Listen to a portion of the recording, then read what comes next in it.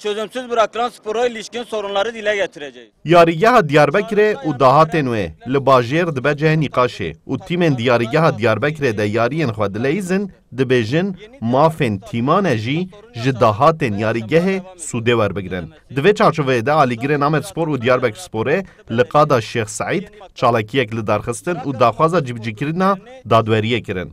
Rêveberên tîman jî amaje kirin ji bo ku deriyên nû yên dahatê vebikin ew jî serî li rêbazên gorî derfetên xwe didin. Kendi reklam alanımızı oluşturduk. Me ji xwe re qadên nû yê reklamê saz kirine.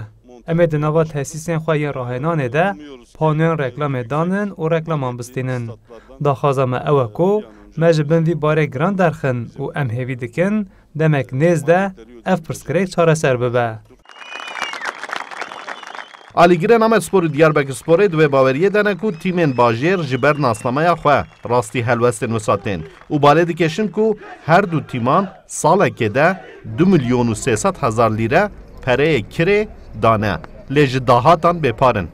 Başkan stadê mêze dikin kiriya wan 15 milyar, 20 milyar, 25 milyar ama ji me re heftê 5 milyar artı li ser vana jî vata egem heftê 5 milyarê em her maçê de em pere didinse hem kantin hem jî di nava sahayê de reklam panoları ew jî gelekî aydê kulûba be. Li Herêmê Kurdistanê ku futbol dileyzin daîm li wan heqsizî dikin.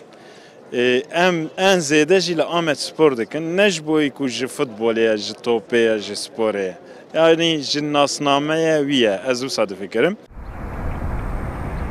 Mafê bikaranîna yarîgeha Diyarbekirê destê Wezareta Werzîşê de ye û tîmên bajêr dibêjin ji xwe yarîgehên heyî têra tîman nakin û divê yarîgehên nû werin avakirin û divê lêçûn û dahatên tîman berçav werin girtin.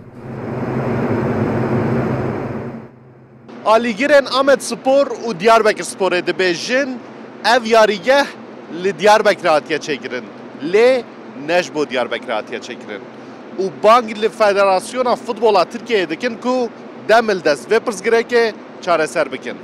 Mahir Yüksel, Kurdistan 24, Diyarbakır.